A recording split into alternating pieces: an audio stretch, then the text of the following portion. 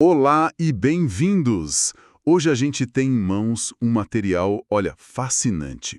É um texto filosófico chamado Reflexos do Amanhã. Sim, e a premissa dele é muito interessante. A ideia é, bom, construir uma vida virtuosa, mas o jeito que o autor aborda isso é que chama a atenção. Ele nos convida a pensar na vida como uma obra, sabe? Uma construção. E a nossa análise hoje vai ser sobre isso. A gente vai pegar essa metáfora, desmontar ela e ver que tipo de filosofia sobre moral, propósito e espiritualidade está segurando essa estrutura toda. E essa metáfora da construção é poderosa, porque é universal. A ideia de construir um eu melhor, uma fortaleza interior, não é nova. Se a gente pensar nos estoicos, por exemplo, eles tinham a cidadela interior. Exato. Mas o que me parece único nesse texto é o detalhe. O foco nos materiais, sabe? E principalmente no acabamento. O autor não está só preocupado com a força bruta da estrutura, mas com a forma como a gente lida com as imperfeições que, vamos combinar, inevitavelmente aparecem no processo. E aí que a coisa fica boa. É aí que a análise fica interessante. Certo. Então vamos começar pela base. Se a vida é uma construção, ela precisa de materiais. E o texto começa com a unidade mais fundamental de todas, os tijolos. Uhum. E eles são bem específicos. O primeiro é o tijolo do otimismo. O segundo, o de agir com razão e lógica, buscando sempre o bom senso. E o terceiro, que para mim é o que dá o contrapeso de tudo, é o tijolo do reconhecimento, de que somos falíveis, eternos aprendizes, como ele diz. E a combinação desses três é o que dá o tom. Não é um otimismo assim ingênuo, do tipo, vai dar tudo certo e pronto. Não mesmo. É um otimismo que anda de mãos dadas com a razão. E os dois são equilibrados por essa humildade de saber que a gente vai errar. É como se o autor dissesse, seja positivo, mas não seja tolo. Seja racional, mas não seja arrogante. E como esses tijolos são usados? Não basta só ter eles lá no canteiro de obra, certo? Exatamente, a técnica de construção é tão importante quanto o material.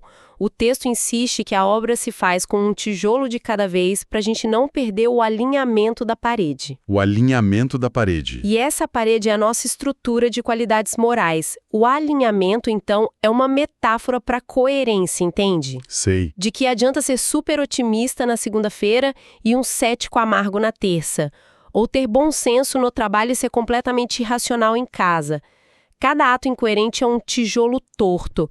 E uma parede com tijolos tortos, mesmo que feitos do melhor material, não se sustenta por muito tempo. Isso faz todo sentido. A consistência é o que transforma boas intenções em caráter sólido. Mas o autor parece saber que, mesmo com todo o cuidado do mundo, ninguém assenta todos os tijolos perfeitamente. Sempre vai ter uma falha, uma aresta, um desalinhamento mínimo. O que a gente faz com isso? E essa é a parte que, para mim, eleva a metáfora. Depois de erguer a parede, o texto diz que ela precisa ser rebocada com a areia do auto-perdão das nossas falhas. O auto-perdão aqui não é um conceito, tipo, terapêutico vago. É um material de construção. Um elemento estrutural. Exatamente. Sabe, essa imagem do reboco me pegou de verdade. Geralmente a gente pensa em auto-perdão como algo que vem depois do erro, né? Uma forma de nos sentirmos melhor. Sim. Mas aqui ele é parte integrante do projeto. É o que dá o acabamento, o que torna a parede sólida e lisa, apesar das imperfeições dos tijolos. Precisamente. Ele não é uma licença para errar, mas o reconhecimento de que o erro é inevitável nesse processo de aprendizado. Sem esse reboco, nossas falhas ficariam expostas para sempre. A gente seria definido pelas nossas piores tentativas, sabe? Pelos nossos tijolos mais tortos. É verdade. O reboco do auto-perdão permite criar uma superfície coesa, a partir da qual podemos continuar construindo. Ele sugere que a resiliência moral não vem da perfeição, mas da nossa capacidade de integrar e suavizar nossas falhas. Ok, então temos uma parede moral, construída com tijolos de otimismo, razão e humildade, assentados com coerência e finalizada com o reboco do auto-perdão. É uma estrutura interna impressionante. Mas onde ela está sendo construída? Uma obra não acontece no vácuo. Ela precisa de luz, de um terreno firme. O autor chega a abordar o ambiente dessa construção? Aborda. E é nesse ponto que a discussão sai do âmbito puramente psicológico e entra de vez no espiritual. O autor é categórico. Sem a luz, nada pode existir. E ele não está falando da luz do sol, claro. Certo. A referência é explícita ao poder criador do universo, aquele que disse, faça-se a luz, e a luz foi feita. Então, a nossa pequena obra pessoal de autoaperfeiçoamento depende, na visão dele, de uma força cósmica, de um construtor do universo. Sim. Isso muda a escala da coisa toda. Muda completamente. A solidez da nossa parede moral não viria apenas do nosso esforço, mas do reconhecimento de que fazemos parte de algo muito, muito maior. A luz divina seria a condição fundamental para a existência de tudo, inclusive do nosso canteiro de obras interior. Entendi. Sem essa conexão, sem essa luz, seria como tentar construir no escuro absoluto. Exato. A obra toda não teria onde se apoiar. E ele leva essa ideia ainda mais longe com uma citação atribuída a Jesus Cristo que é, no mínimo, radical. Vós sois deuses.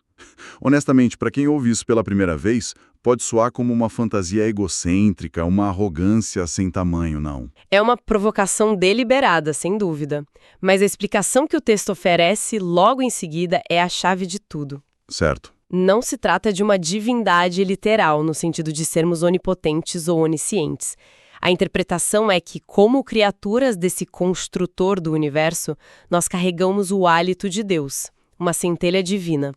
A afirmação vós sois deuses seria, na verdade, um convite para a gente reconhecer e cultivar esse potencial divino que reside em nós. Então deixa de ser sobre autoajuda e passa a ser sobre autorrealização espiritual. Isso. A responsabilidade aumenta.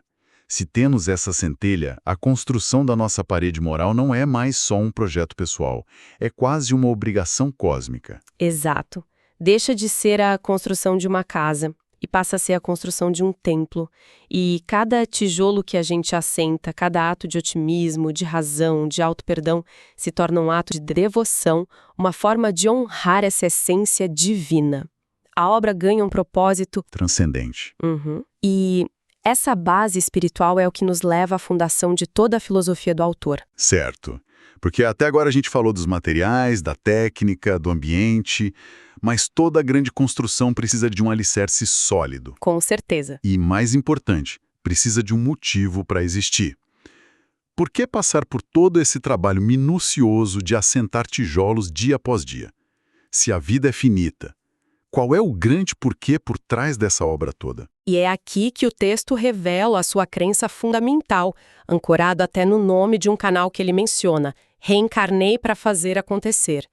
Para o autor, o alicerce que sustenta todo o projeto e lhe dá sentido é a reencarnação.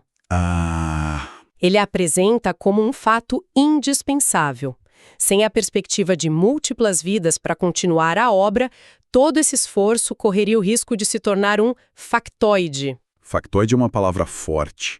Sugere algo trivial, uma notícia falsa, passageira, sem substância nenhuma. Exatamente. Ele está dizendo que uma única vida é curta demais para que essa construção tenha um significado real? Parece que sim. Na visão dele, uma única vida nos daria tempo apenas para erguer, sei lá, algumas fileiras de tijolos, talvez nem terminar uma parede. A obra ficaria incompleta. Incompleta, quase sem sentido. A reencarnação oferece a perspectiva de um projeto de longo prazo, talvez eterno. Cada vida se torna uma nova etapa da obra. Os eternos aprendizes que ele mencionou lá no começo não são aprendizes só dos 20 aos 80 anos, mas através de incontáveis existências. A sabedoria é acumulada, a parede moral se torna cada vez mais alta e mais sólida. Isso muda nossa relação com o tempo e com o fracasso. Um erro nesta vida não é o fim do mundo. É só um tijolo torto que teremos a chance de alinhar na próxima etapa da construção. Exato. Mas o autor parece saber que essa ideia, para muitos, é bem difícil de aceitar. Ele demonstra essa consciência no final com uma pergunta retórica bem pessimista, na verdade. Qual? Ele questiona: se Cristo voltasse hoje, ele não seria crucificado novamente? Nossa! É uma forma bem dura de criticar o que ele percebe como o ceticismo da nossa era. Parece que ele está dizendo que a sociedade moderna perdeu a capacidade de acreditar nesse tipo de verdade espiritual, e que essa descrença é um obstáculo para o projeto maior, que ele chama de a construção mais rápido possível de um mundo onde a sabedoria se estabeleça. Sim, a pergunta funciona como um alerta. É como se ele dissesse: olha, eu estou oferecendo a vocês a planta e os materiais para uma construção sólida e com propósito, mas muitos de vocês vão zombar das fundações espirituais que eu proponho. Ele sugere que a mesma hostilidade que, segundo a narrativa, encontrou a mensagem original de Cristo seria a que encontraria essa visão de mundo reencarnacionista hoje. É uma conclusão um tanto melancólica. É, que reconhece a resistência que as ideias dele podem enfrentar. Então, ao final da análise, o que a gente tem? Começamos com algo tão simples como um tijolo e fomos levados a uma jornada que passou por coerência moral, auto-perdão, uma conexão com o divino. O Criador. Isso. E, finalmente, a reencarnação como grande propósito da existência.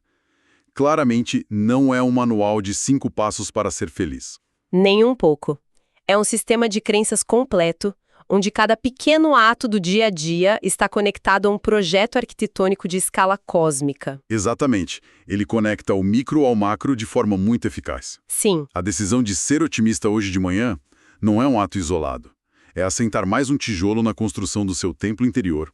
Um projeto que, segundo ele, se estende por muitas vidas e é iluminado pela luz divina. É uma visão de mundo que confere um peso e um significado enormes a cada escolha que a gente faz. Mas, refletindo sobre toda essa metáfora, algo me ocorre. O quê? Mas ele não menciona uma coisa crucial para qualquer construção. A planta. A planta. O projeto. E essa é a grande questão que fica em aberto, né? Fica. Se a vida é uma construção, estamos seguindo algum tipo de projeto? Ou estamos só empilhando tijolos da melhor forma que podemos, na esperança de que no final a estrutura se pareça com algo coerente? O texto não responde. Não responde. E isso nos deixa com um último pensamento para refletir. Será que cada pessoa, ao seguir a lógica desse construtor do universo, estaria, na verdade, seguindo um projeto individual e invisível? Uma planta baixa única para sua própria catedral moral? Um projeto que só se revela à medida que a construção avança, tijolo por tijolo?